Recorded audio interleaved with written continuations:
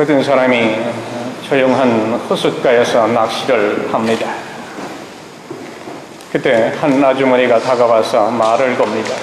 날씨가 어떻습니까? 고기가 잘 잡히십니까? 어디서 오셨나요? 계속해서 말을 겁니다. 물고기도 예민하기 때문에 조용해야 이 먹이를 먹는데 자꾸 큰 소리로 말을 겁니다. 드디어 이 사람이 한순간에 물고기가 한 마리 걸렸습니다. 그런데 그 모습을 보고 이 아주머니가 또 말을 겁니다. 붕어야, 안 됐다, 걸렸구나, 얼마나 아프겠니 하면서 계속 이야기를 합니다. 낚시하던 아저씨가 부하가 나가지고 한마디 합니다. 아주머니, 입을 너무 많이 열면 이렇게 된다는 것을 아세요, 모르세요?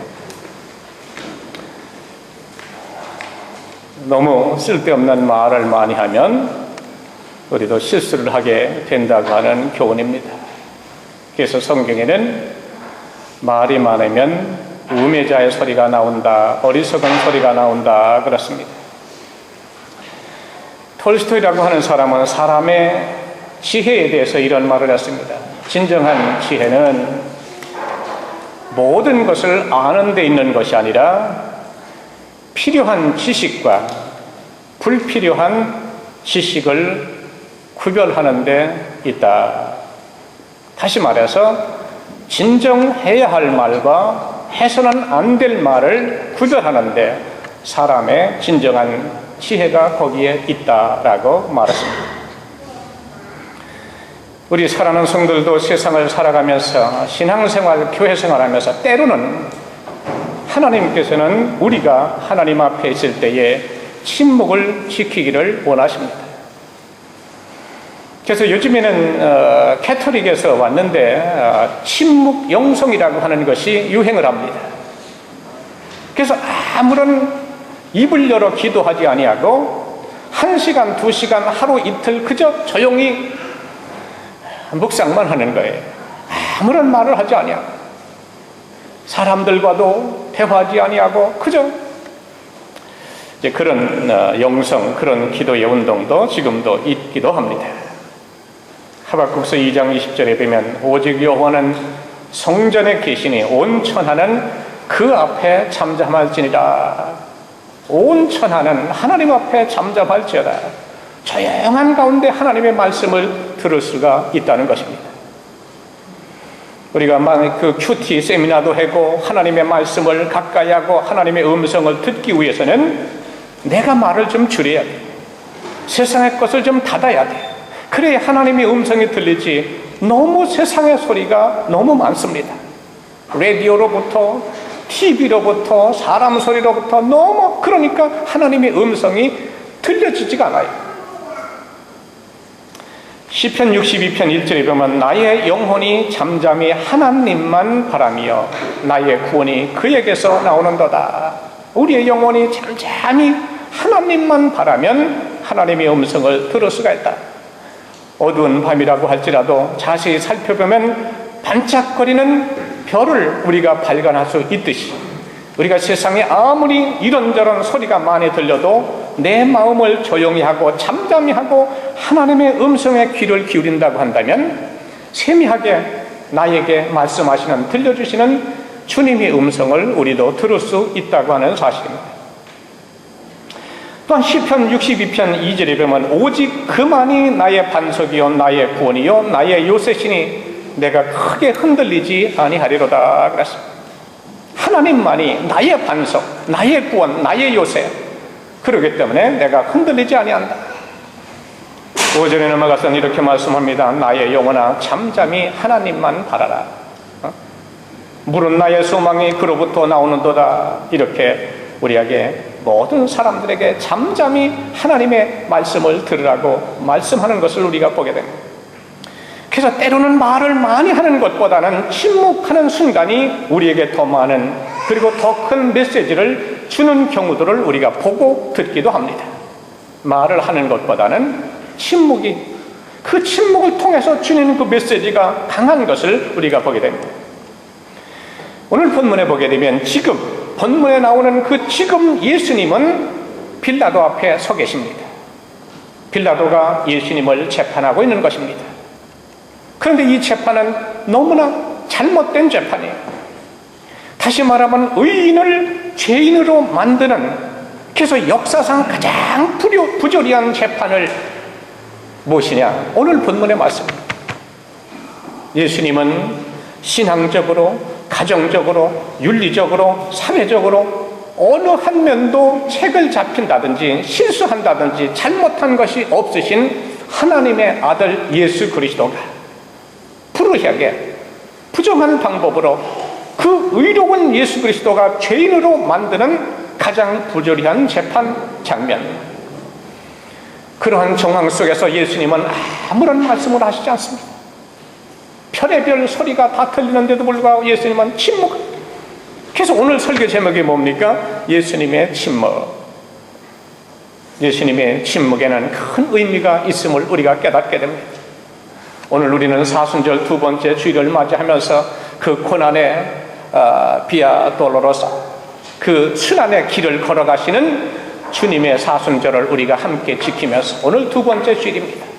그 예수님의 침묵을 묵상하면서 우리들도 신앙생활하면서 내가 실수하지 않은 것, 내가 잘못하지 않은 것에 대해서 사람들이 무슨 말을 해도 내가 바르게 섬기고 우리가 신앙생활하고 직분 감당할 때 사람들이 어떠한 말을 한다고 할지라도 부동의 자세로 변함없이 나의 이 섬김의 길, 나의 사명, 나의 직분을 잘 감당해 나가는 우리 성도들이 많이 나왔으면 참 좋겠습니다. 첫 번째로 예수님의 침묵은 샬롬을 누리고 있는 것을 보게 됩니다. 빌라도 앞에 서 계신 예수님의 모습은 참으로 평화로운 모습입니다. 그런데 이 사건은 그 팍스 로마나와 그 샬롬과의 만남입니다. 로마가 주는 평화, 그 팍스 로마나와 평화의 주체, 주인이 되신 예수님과의 만남이다. 평화라고 하는 말을 화평이라고, 우리 말로는 뭐 다 같은 의미입니다만 헬라 말로 옛날 그리스 말로 에이레네라고 말합니다. 이 화평을 구약의 히브리 말로는 샬롬이라고 말하죠. 그런데 우리가 신약성경의 27권 가운데 사도 바울이 신약성경을 기록한 것이 정확하게 저자가 13권입니다. 그 다음에 히브리서를 반반입니다. 성경학자들이 사도 바울이 기록했다 하는 학자들이 있고 사도 바울이 기록하지 않았다라고 하는 그 반반의 분쟁, 논쟁의 문제가 되는 것을 히브리서를 포함하면 14권이고 히브리서를 제외하면 13권입니다.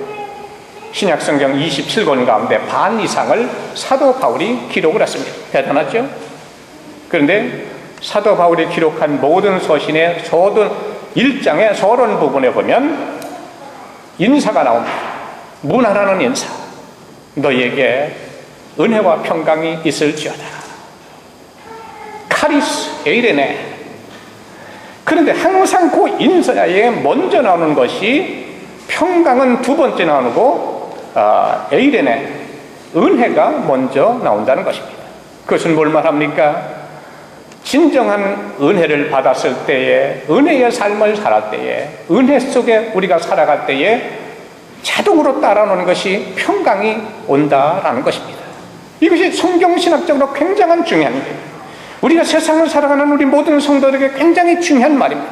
그러므로 우리는 무엇보다도 먼저 은혜를 받아야 합니다. 은혜로운 삶을 살아야 합니다. 그럴 때에 내 마음속에, 내 삶 속에, 우리의 가정 속에 진정한 샬롬, 에이레네가 오게 된다는 것을 말해주고 있는 것입니다. 사람들이 생각하는 평화는 일반적으로 두 가지 평화를 생각해 왔습니다. 그 하나가 팍스라고 하는 것, 라틴 말로 평화인데 이 평화는 간단하게 말하면 로마에 의한 평화를 말합니다. 다른 말로 하면 로마식의 평화를 말합니다. 이 평화는 물질적입니다. 상대적이요, 때로는 순간적이고 권력지향적입니다. 물리적인 힘에 의한 평화를 가리켜서 팍스 로마나, 과거의 로마 제국이 유럽 지역을 평정을 할 때 무력으로다가 다 점령을 했습니다. 제국을 만들었어요. 그래서 경제적으로 정치력에 의해서 혹은 때로는 군사력에 의해서 이루어지는, 다시 말하면 파워, 힘에 의해서 이루어지는 평화를 팍스 로마나라고 말합니다. 그 힘 앞에서 모든 나라가, 모든 민족이 조용합니다. 엄청난 막강한 파워 앞에서 누가 거기에 대해서 항거할 수 있겠습니까? 누가 이유를 달 수가 있겠습니까? 모두가 조용합니다. 이러한 로마의 평화를 굳게 믿는 사람이 오늘 본문에 나오는 빌라도입니다. 빌라도는 그 파워, 그 힘으로 지금 이스라엘을 통치합니다. 그런데 지금 예수님은 세상에 무력적인 힘을 가진 그 빌라도 앞에 굴려와서, 잡혀와서 재판을 받습니다. 세상에서 가장 불의한 재판을 받고 있는 것입니다. 부조리한 재판 후에 십자가의 죽음이 있다고 하는 것을 알고 계심에도 불구하고 주님의 마음은 그 상황, 그 정황 속에서, 그 재판 앞에서, 법정 앞에서 평안하십니다. 고요하십니다. 예수님의 이 마음에는 분한 마음도 없습니다. 원수를 내가 갚겠다고 하는 마음도 없습니다. 누가 침을 뱉든지 얼굴을 때리든지 가시관을 머리에 씌우든지 홍포를 입히든지 벗기든지 누가 무슨 말을 하고 무슨 짓을, 무슨 행동을 해도 거기에 마음이 동요가 없습니다. 그저 침묵하시는 예수님의 모습을 보게 됩니다. 그리고 예수님께서는 그 죽음 앞에서도, 십자가라고 하는 그 죽음 앞에서 담담하십니다. 그것도 무서운 십자가를 앞에 두고 있는 마음에 평강이 있었습니다. 무엇을 말해줍니까? 예수님의 마음속에는 하나님께서 주신 평안함이 있었기 때문에 그 주변 상황에 어떻게 전개된다고 할지라도 통요하지 아니하고, 이것이 진정한 평화입니다. 우리도 정말 기도하고 말씀을 묵상하고 은혜 속에 살아가면 주님께서, 하나님께서 나와 함께 하심을 믿고 그것을 의지하고 살아가게 되면 평안합니다. 근데 그것이 없으면 주변 것이 잘 되는 것 같아도 늘 불안해요. 근심 걱정이 떠나질 않아요. 어떻게 될까? 미래에 대한 불확신 속에 정말 벌벌 떠는 우리들의 삶. 자, 이런 마음의 평강을 가지시면서 이제 예수님께서 제자들에게 말씀을 하십니다. 요한복음 14장 27절에 가보면 평안을 너에게 끼치노니 곧 나의 평안을 너에게 주노라. 내가 너에게 주는 것은 세상이 주는 것과 같지 아니하니라. 너희는 마음에 근심하지도 말고 두려워하지 말라. 하나님께서 주시는 것, 하늘에서 오는 평화, 주님이 주시는 평화는 세상에서 주는 평화와 같지가 않다. 주님이 주시는 평화는 세상에 주는 평화와 큰 차이가 있습니다. 세상의 평화는 어떻습니까? 일시적입니다. 상대적인 평화입니다. 그리고 불완전한 평화입니다.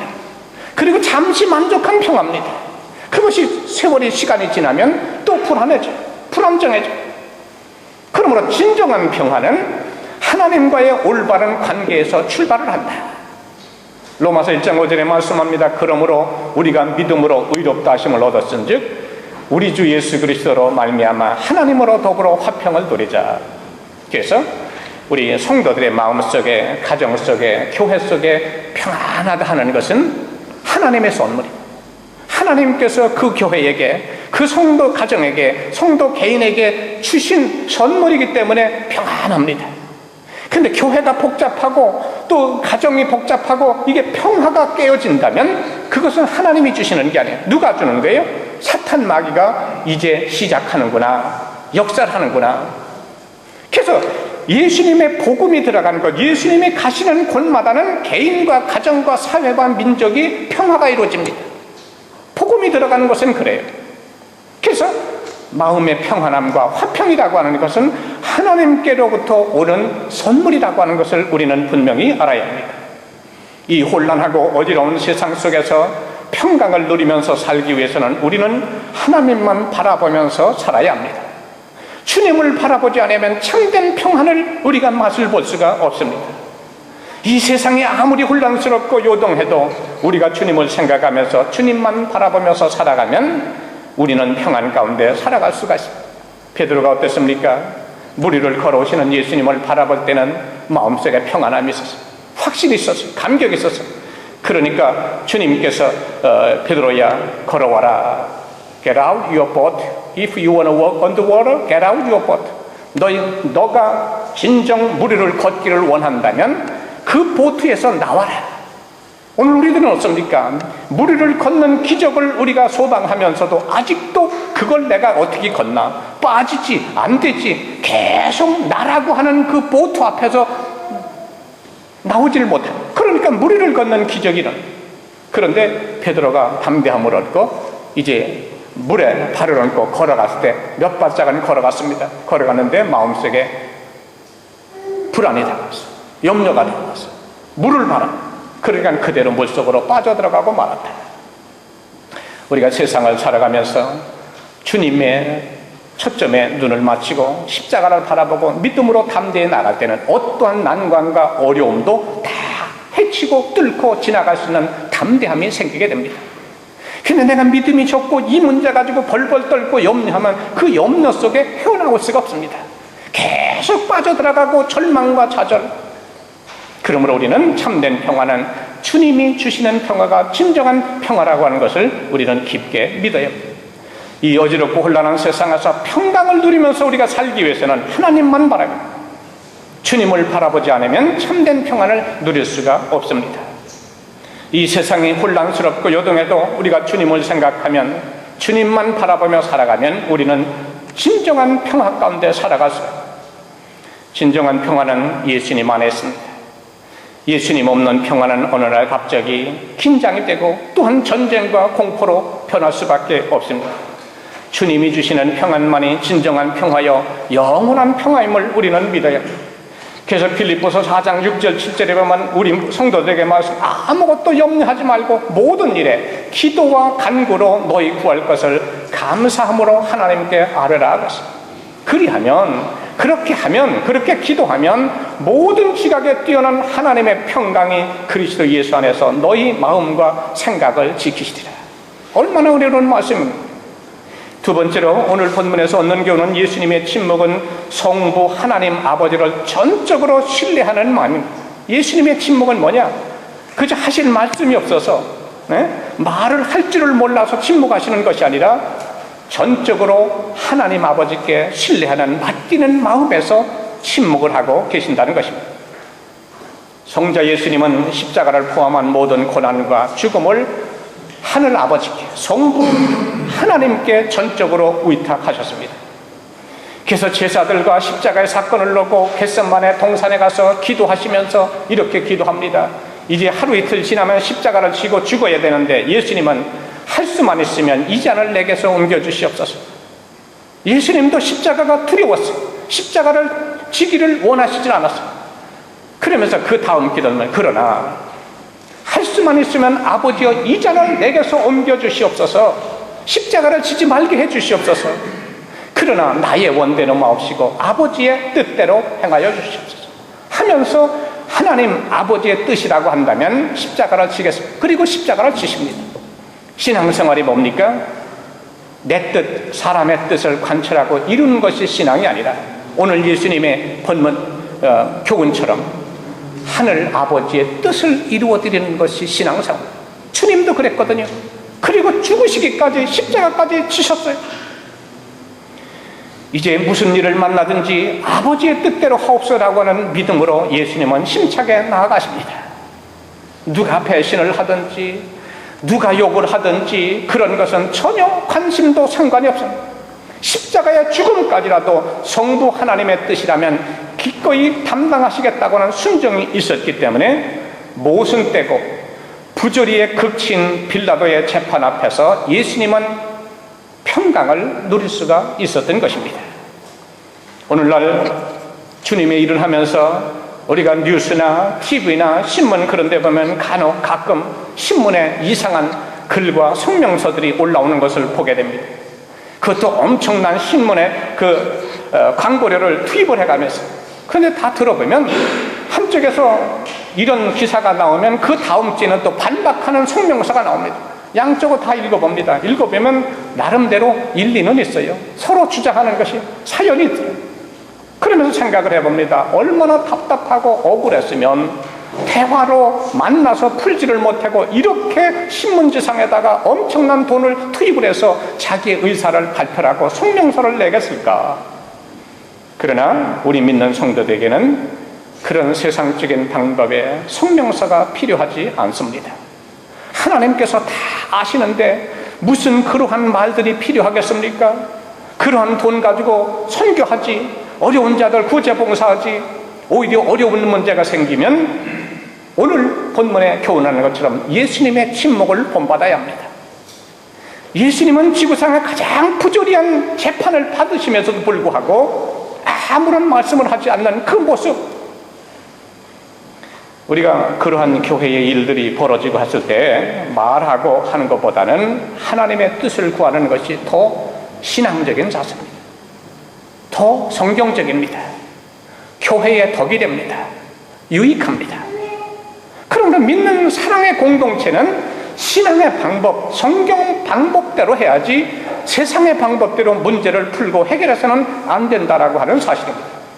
우리가 하나님 앞에서 진실하고 하나님 앞에서 정직하다고 한다면 사람들이 좀 오해를 하고 사람들이 좀 억울한 일을 좀 당했다고 해도 나중에 하나님께서 그 모든 것까지도 합력해서 선을 이루시고 하늘나라에 가면 더 큰 상급이 기다릴 텐데 왜 이 땅에서 시시비비를 인간적인 방법으로 가리려고 노력을 하는지. 우리 성도들은 그런 방법을 택해서는 안 됩니다. 오늘 주님이 말씀하고 있는 것처럼 예수님의 침묵, 예? 우리가 그런 일을 경험을 한다고 한다면 우리는 무슨 생각이 드시겠습니까? 우리는 어떠한 반응이 나타날 것 같습니까? 나는 아무런 실수도 잘못도 오류도 없는데 세상의 사람들이 그저 모여서 그 모든 것을 다 어렵게 이야기를 한다면 우리는 무슨 생각이 들겠고 나 같으면 어떻게 반응할 것인가? 우리는 예수님의 침묵을 배워야 합니다. 그 방법으로 해야. 그러면 마음속에 평안함이 옵니다. 그 상황에는 참 말할 수 없이 괴롭고 힘들고 성품대로 어떻게 하고 싶은 생각도 문득문득 들지만 그래도 그러므로 하나님만을 전적으로 믿고 신뢰하는 사람이 최종적인 궁극적으로 승리하는 사람입니다. 참는 자가 이기는 자. 스칼라 산타에 여기 가까운데 28 성계단에 가면 마틴 루터가 그 계단을 무릎으로 기어 올라가다 중간쯤에서 로마서 1장 17절 말씀이 떠올랐습니다. 오직 의인은 믿음으로 말미암아 살리라. 그 마음속에 뜨거움이 올라가다가 걸어서 내려가요. 지금도 거기는 걸어서 올라갈 수도 없고 걸어서 내려오지도 못해요. 그렇죠? 그런데 그 당시에 마틴 루터가 그 말씀에 부딪혀서 뜨거움을 가지고 걸어 내려오고 그래서 힘차게 목숨을 걸고 종교개혁을 이루어서 오늘 우리가 만인 제사장의 그 축복 속에 살아갑니다. 우리 기독교가 신교가 시작이 된 거예요. 믿음은 우리로 하여금 현실과 상황을 넘어서는 하나님의 능력을 체험을 하게 됩니다. 믿음은 우리로 하여금 밝은 미래에 저 높은 곳을 지향하게 합니다. 그래서 믿음 속에 진정한 소망이 있는 것입니다. 이 세상에는 두 종류의 사람이 있습니다.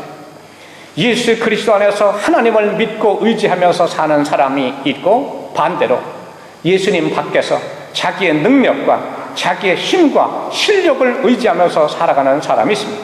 우리는 전자가 되어야 합니다. 모든 것을 십자가 내려놓고 예수님 안에서 하나님을 믿고 의지하면서 우리가 평강과 소망 속에 살아가는 참된 성도들이 되어야 합니다. 세 번째는 예수님의 침묵에는 하나님의 권세가 있는 것을 우리가 보게 됩니다. 오늘 10절에서 빌라도가 예수님께 말합니다. 빌라도가 당돌하게 예수님께 뭐라고 말하는 오늘 10절인데 자, 우리 10절 한번 읽으십시다. 10절 시작. 내가 너를 놓을 권한도 있고 십자가에 못 박을 권한도 있는 줄 알지 못하느냐 그랬어요. 예? 빌라도가 하는 거야. 내가 너를 예수님을 자유롭게 풀어줄 수 있는 권한도 있고 십자가에 못 박을 권한도 있는데 그것을 알지 못하느냐. 예수님에게 묻습니다. 그러니까 그 다음 11절에 예수님께서 대답하십니다. 읽으십시다. 11절 예수께서 대답하시되 위에서 주시지 아니하셨더라면 나를 해할 권한이 없었으리니. 무슨 말입니까? 하나님께서 주신 권한이 아니면 예수님 자신을 십자가에 못 박고 재판하고 판단할 수 있는 권한이 없다라는 것입니다. 이 10절 11절에서 세상의 권세, 빌라도의 권세와 하나님 나라의 권세가 이제 만나는 것을 우리가 보게 됩니다. 빌라도는 총독으로서 권위가 넘치는 그 당시에 무슨 제복을 입었을 것입니다. 아마도 가슴에는 로마의 권위를 상징하는 휘장이라든지 훈장을 달았을 것이 분명합니다. 세상적으로 보면 빌라도는 이스라엘에서 가장 큰 권세를 가진 그 당시의 사람이었습니다. 로마 황제 시저의 권위를 행사하는 총독입니다. 그러나 복음서를 우리가 전체적으로 살펴보면 빌라도가 주님 앞에서는 오히려 벌벌 떨고 있었다. 여러분 오늘 8절에 보십시오. 본문의 8절에 보면 빌라도가 이 말을 듣고 더욱 어떻게 했다고요? 두려워했다 그랬어요. 8절에 예수님의 말씀을 듣고 오히려 더욱더 두려워했다. 여기서 두려워하고 떨어야 될 것은 누굽니까? 세상적으로 보면 예수님이에요. 에? 빌라도의 한마디에 예수님의 생사가 달려있는데 오히려 예수님이 벌벌 떨고 두려워했어야 되는데 반대로 예수님은 평안을 누리고 계시고 빌라도가 그 엄청난 파워를 가졌음에도 불구하고 큰 소리는 치지만 권한이 자기에게 있다고 말은 하지만 오히려 벌벌 떨고 있는 모습을 보게 됩니다. 빌라도는 세속적인 권세를 쥐고 큰 소리를 쳤지만 그러나 실상은 주님 앞에서 두려움과 불안함이 있었습니다. 여러분 진정한 권세는 세상의 권세가 아닙니다. 영적인 권세입니다. 하나님이 주신 권세요 하나님의 권세가 가장 큰 권세입니다. 그래서 우리 독일의 사회학자인 막스 웨버, 영어로는 웨버라고 그래요. 독일어는 웨버라고 발음을 하겠죠. 이 막스 웨버는 그 권위를 세 가지로 나누어서 설명을 했습니다. 첫 번째 권위는 전통적인 권위, 트레디셔널 어토리티, 전통적인 권위. 그래서 과거에 옛날에 왕정 시대에는 철저하게 전통적인 권위를 내세웠어요. 그래서 모든 사람들이 그 왕의 임금의 권위 앞에서 순복을 해요. 왕이 행차를 하면 고개를 못 듭니다. 고개를 들면 큰 일이 나요. 모두가 다 농사고 모두 하던 모든 다 멈추고 무릎을 꿇고 왕이 지나갈 때까지 기다려야 합니다. 옛날에 그랬어요. 그래서 왕권 신수설이라고 하는 것은 왕권의 절대성을 주장한 이론을 말합니다. 그래서 왕의 권력은 신으로부터 받은 것이며 지상에 여하한 것으로부터도 주어진 것이다 라고 하는 이론입니다. 왕권 신수설의 배후에는 국왕이 외적으로는 로마 황제로부터 간섭을 받지 않는다, 배제하게 되고 그 다음에 내적으로는 봉건제후로부터 국왕 권력에 대한 간섭을 배제하고자 하는 이 이론을 주장을 하는 것입니다. 그래서 우리 이태리의 이웃나라인 그 당시의 프랑스 루이 1세는 군주제는 신이 명령하는 것이며 왕은 신에게만 책임이 있다, 그렇게 주장을 했습니다. 그래서 왕이 악할지라도 국민이 그것을 비판할 권리는 갖지 못한다.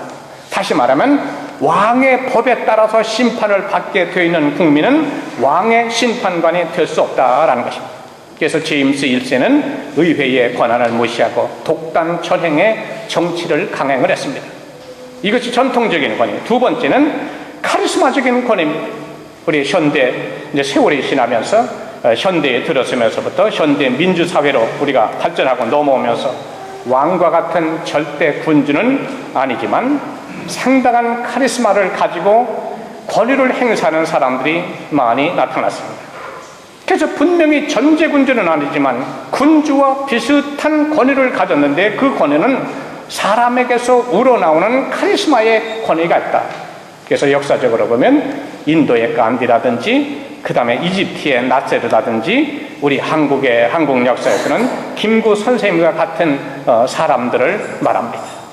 절대적인 그 사람의 그 카리스마에 의해서 움직여지는 리더십을 가리킵니다. 세 번째는 합법적인 권위를 말합니다. 민주주의가 정착되고 잘 발전된 나라에서는 전통적인 권위 또는 강력한 카리스마를 지닌 위대한 사람의 권위보다는 법을 제정해 놓고 합법적으로 그 법 테두리 안에서 질서가 유지되고 권위가 세워지고 있는 것을 말합니다.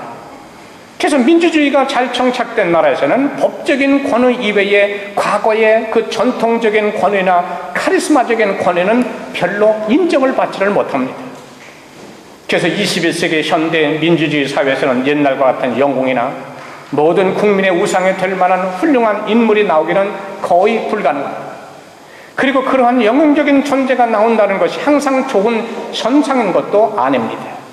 실제적으로는 한 인간이 인간 이상으로 높임을 받는다든지 특별한 영웅 대접을 받으면 아직도 그 사회는 성숙되지 못한 사회이라고 하는 것을 우리는 알아야 합니다.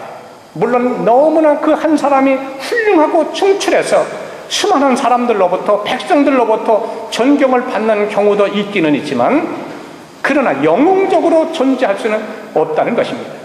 그러므로 옛날에는 훌륭한 인물이 많았는데 지금은 왜 우리에게 사표가 될 만한 인물이 없는가라고 하는 생각, 의식은 아직 미성숙된 사회의 정신의 부산물임을 우리는 알아야 합니다. 건전하고 바람직한 사회는 특정한 몇몇 훌륭한 인물 중심의 리더십이 아니라 법 중심, 원칙과 원리 중심, 합리적인 사고가 중심이 되는 사회가 건전한 사회임을 알아야 합니다. 그래서 사회에서 규정한 법이나 원칙 앞에서 누구나 동등하다. 그래서 미국 같은 데는 모든 사람은 하나님 앞에 평등하다. 이것이 헌법 정신이고 성경적이다. 누구에게는 유리하고 누구에게는 불편하고 이것은 정당한 법이 아닙니다. 모든 사람은 법 앞에 평등. 이것이 잘된 법이죠. 그러므로 건전한 사회가 되기 위해서는 어느 특정한 사람의 이름이 너무 높아지지 말아야 돼요. 영웅적인 사람이 존재하지 말아야 돼요. 건전하고 든든한 사회가 비로소 그러할 때에 이루어져 납니다. 우리가 성경을 살펴보게 되면 구약부터 신약 전체를 쭉 살펴보게 되면 사람을 과대평가하는 것을 철저하게 금지합니다. 그래서 이사야 2장 22절에 보면 너희는 인생을 의지하지 말라 그랬어요. 사람을 의지하지 말라.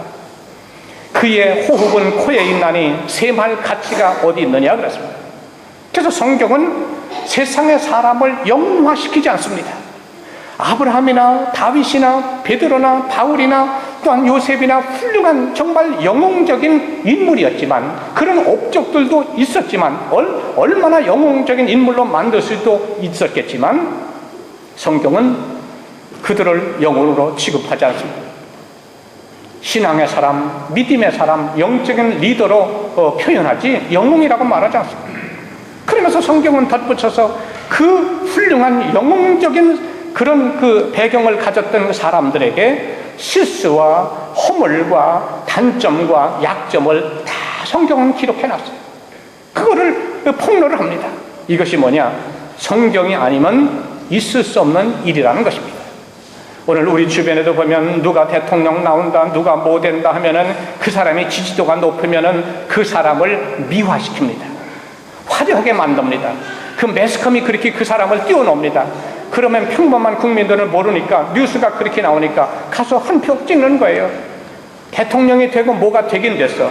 세월이 지나서 보면 이제 단점과 과거의 실수가 드러나기 시작하면 국민들이 돌아섭니다. 실망합니다.